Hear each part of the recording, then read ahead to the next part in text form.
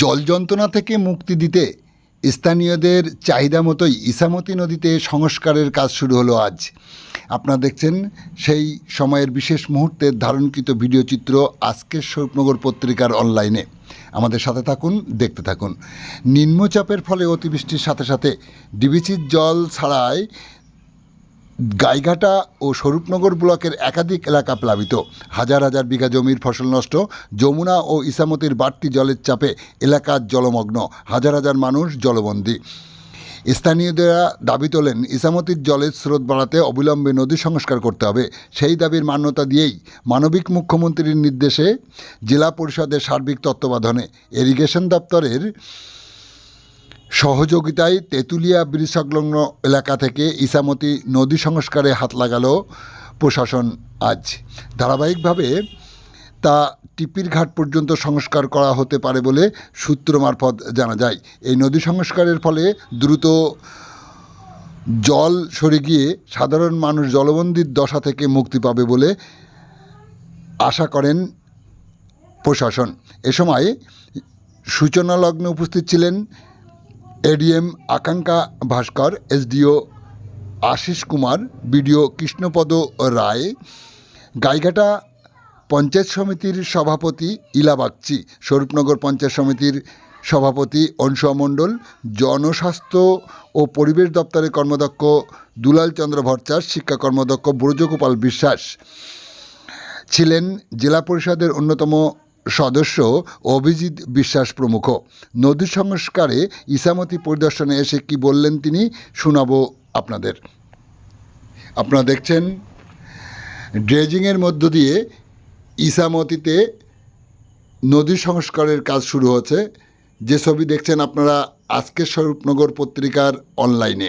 আমাদের সাথে থাকুন, দেখতে থাকুন।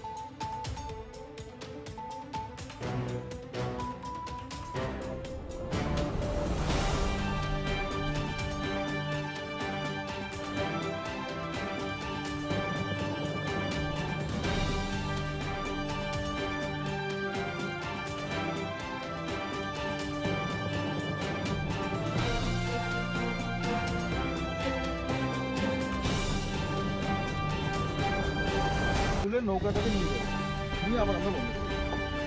এটা 13 তারিখে খুলবো, 14 তারিখে নৌকা পাস করাবো, এটা আপনাকে বিডিওর সঙ্গে কথা বলতে হবে, বিডিও ডিএমের সঙ্গে কথা বলবে, বিডিওর সঙ্গে কথা বলবে, এসডিও ডিএমের সঙ্গে কথা বলবে। তাহলে নজরে পুরোটাই আছে, জেলামন্ত্রীকে জানিয়ে দেবেন। আমরা ডাইরেক্ট তাহলে ডিএম সাহেবের সঙ্গে কথা বলবো। কিন্তু আপনার কিন্তু এটা দায়িত্ব যে এইখানে যে 3 দিন এই যে খোলা থাকবে 13, 14, 15 আমরা ইচ্ছা করে করলাম দশমী পর্যন্ত মানুষের পুজো টুজো 13তে নিয়ে ওখানে পুজোটা কেটে যাচ্ছে, কমপ্লিকেশন এটা হচ্ছে 13, 14, 15। এর পরে আমরা যখন পন্টন নিয়ে যাবো সেটা তো ওখানে কাটতে কাটতে আস্তে আস্তে এখনই প্রোগ্রাম দিচ্ছে না, কেটে প্রোগ্রাম তো আমরা আরো বেশি করে দেবো। সেটা খুলে আমরা লাগিয়ে দিই। যখন পরিষ্কার করতে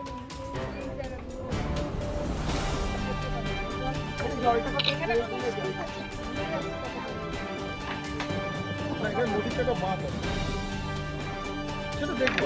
এই বাঘটার জন্য কি না ওই যে এরকম বাঘ এটা আমার খুব বেশি আছে। এখন আমরা পুরো হয়ে গেছে না।